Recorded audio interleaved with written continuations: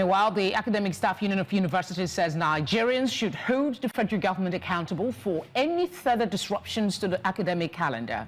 At a press conference held at the University of Lagos, ASUU's Lagos Zonal Coordinator Adeola Nasir said the union's warning comes after a series of unproductive meetings with government agencies and a peaceful protest that yielded no results. Earlier, the National Association of Nigerian Students, NANS, has threatened to shut down critical infrastructures nationwide if the federal government fails to meet the demands of lecturers. The right of ASUU to embark on strike when all efforts yield no meaningful result is recognized by the labor laws. Our members are being owed various entitlements. Now, when the Minister of Education expressed the wish of government that there will be no strike by unions in tertiary institutions, one would think this will immediately be matched with action. Unfortunately, all we have been doing is talking and holding series of meetings with government agencies without results. It's a clear case of movement without motion. What else would anyone do in this situation? Whatever happens next, Nigerians should hold government responsible, not ASUU. Let's now turn to Ahmed Soja, former Information and Protocol Officer at Adamawa State University, Mubi, as well as Eniola Orowole, Public Relations Officer of the National Association of Nigerian Students, NANS. Gentlemen, thank you very much for obliging us tonight. I'll start with you, Ahmed, and just 2009 and 2011. For the longest time, we've had this citation by ASUU that there was an agreement signed with the federal government. And today we're hearing something contrary. How do you respond to the Minister of Education? Is he correct in his assertion that it was not a contract but a proposal?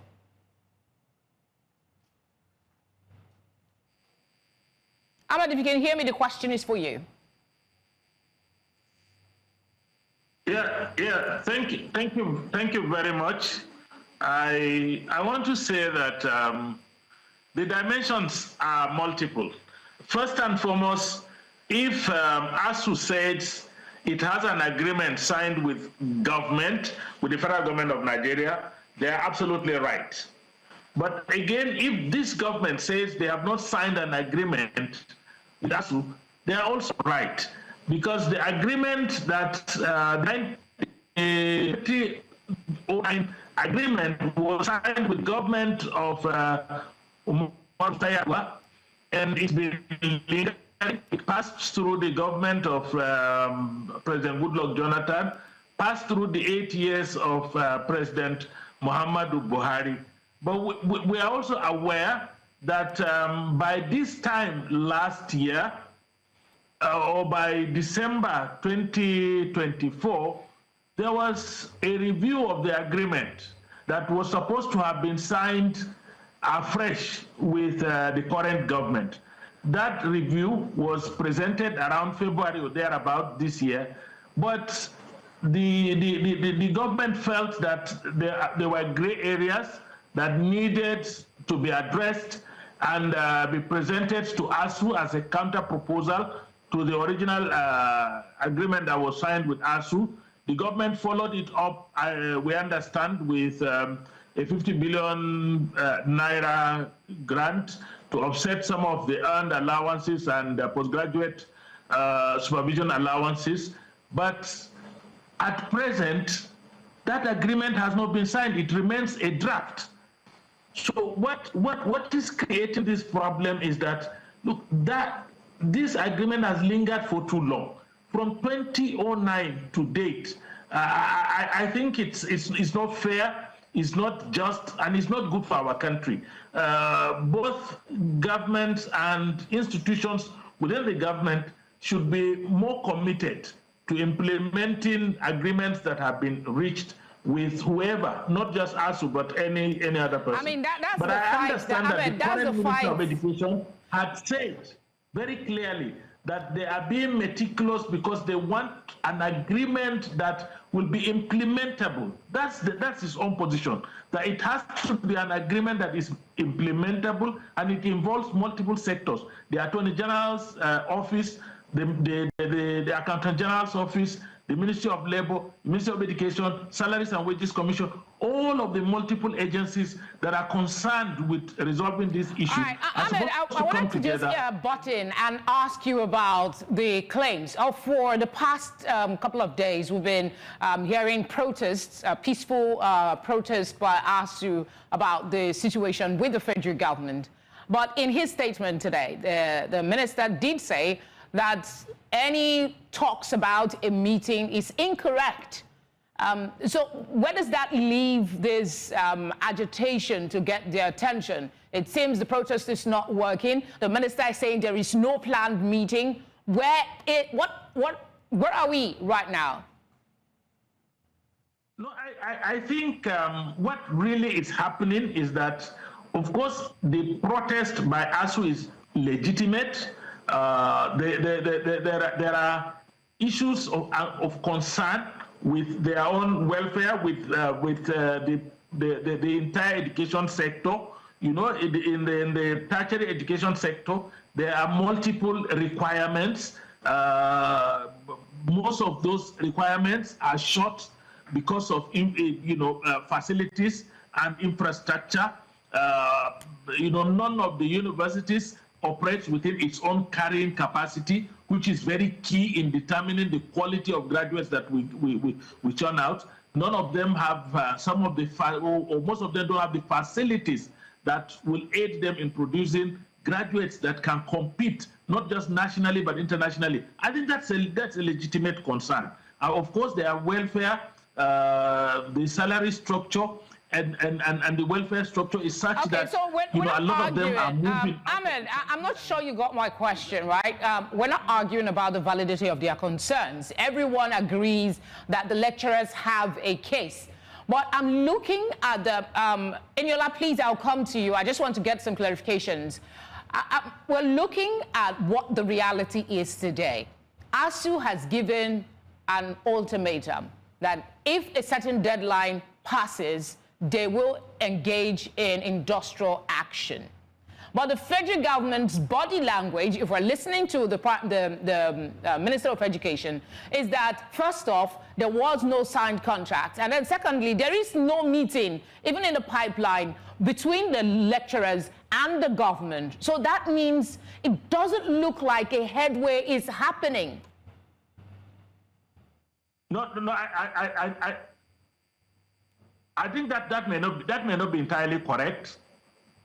Okay, enlighten us. No, that may not be entirely correct, and I want to be very clear. That may not be entirely correct. The Minister of Education had stated very clearly that he has invited ASUU for a meeting, but ASUU said the invitation has not reached them, but that the meeting is going to be holistic, is going to involve multiple agencies. That's what the minister said. What we are appealing to both government and ASUU is that interruptions in the academic activities in Nigeria is affecting both our image as a country. Let's go to some of those who are impacted by this. Eniola is with us. I want to ask you if this new development is going to impact your decision to shut down critical infrastructures across the country, or you might reconsider, seeing as whether we like the response or not, there has been a response from the federal government via the Minister of Education. Well, good evening, and thanks for having me. It is very unfortunate that that statement is coming from the minister. Very unfortunate. We will give them a little more time to negotiate, because this, I want to say this first, the issue of using strike as an instrument to coerce the federal government to lead to the request of the lecturers is an outdated method. It's outdated, it is mundane and unacceptable. The lecturers can look for another means of getting the government attention instead of using the lives and the years of the students as a battlefield for their interests to be protected. Eniola, Meanwhile, I actually asked a specific question as to whether today's statement from the federal government is going to impact your decision to shut down critical infrastructure. And may I add to that, what would be the purpose of shutting down these infrastructure? Would it be in support of the lecturers or in agitation? Because you're sounding like you're unhappy with the threat of another strike. Well, as I'm talking to you now, I'm in Odo State. The strike have started at Adekunle Ajasin University, Akungba Akoko. As I'm talking to you, the lecturers are on strike. It's not a threat. It's happening already. The impact the statement of the minister is going to have on our decision is for us to give them a little more time. And the decision to shut down major infrastructure in the country is in support of the lecturers. As I'm talking to you now, lecturers are underpaid. The issue of IPPIs is there. The issue of subventions that's coming to universities are there. These lecturers are suffering. They are being treated as a second citizen in Nigeria. People that are supposed to train, mold lives of undergraduates to face challenges of the future are being frustrated. Most lecturers in universities are not concentrating anymore because of the conditions they are facing and the treatment the federal government and even the state government are meting out to them. So it's very unfortunate, and we will not take it. But we'll give the federal government a little more time for them to negotiate, and we'll see what goes on as from next week. Okay, when you heard the minister say that every contract that the ASUU has been alluding to, the 2009 and 2011, that it was just a proposal, there's been no commitment from government. Again, does this shed more light for you, or do you think that 2009, do you believe, ASUU, that there was a contract that the government is reneging on? Well, it is very unfortunate that the lives of students are being politicized. It is not even a secondary school student knows that there was an agreement between ASUU and the federal government in 2009. Everybody knows that. It's very unfortunate the minister is coming out to say there was no agreement, it was also a proposal. There was an agreement, definitely, and that agreement has not been implemented. ASUU is saying this is very simple. Implement this. All the agitations of the lecturers are captured in this agreement. Even in the recent Yayale report in February, all these things are captured there. So there was an agreement, definitely. Right. There was an agreement, and the government should lead to it. That is just a very simple arithmetic. All right, Ahmed, if I may ask, how does it make you feel to hear that students are going to shut down critical infrastructure in support of lecturers because they feel that they have been wrongfully treated over time? Yeah, what's the question, please? Can you?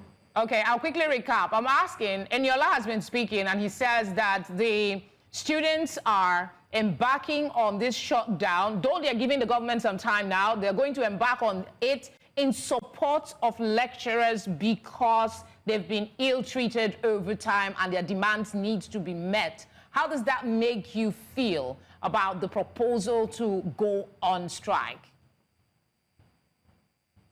Well, let me first of all correct something. Definitely the agreement with 2009 had become, it's supposed to be a little bit obsolete. And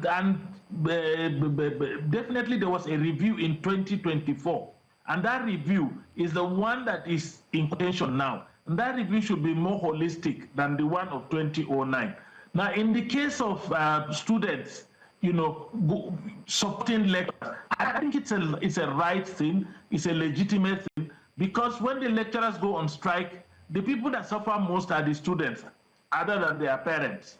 Because all of us suffer. We have children in these public universities. We know what we go through when they stay, and then when they have to return back to school. We know what happens when they stay longer than the period they are. So students have a legitimate reason to express concerns that their lecturers should be supported so that their academic activities are not disrupted. But I would caution very wisely that the issue of disrupting infrastructure, critical infrastructure, is not advisable, it's not necessary, and that our children should be very careful and cautious in taking certain decisions. I guess that's a wise counsel and a good place to leave this conversation, sir. We're out of time. Thank you so much for being here. We appreciate your time, Ahmed. And Eniola, thank you for being here as well.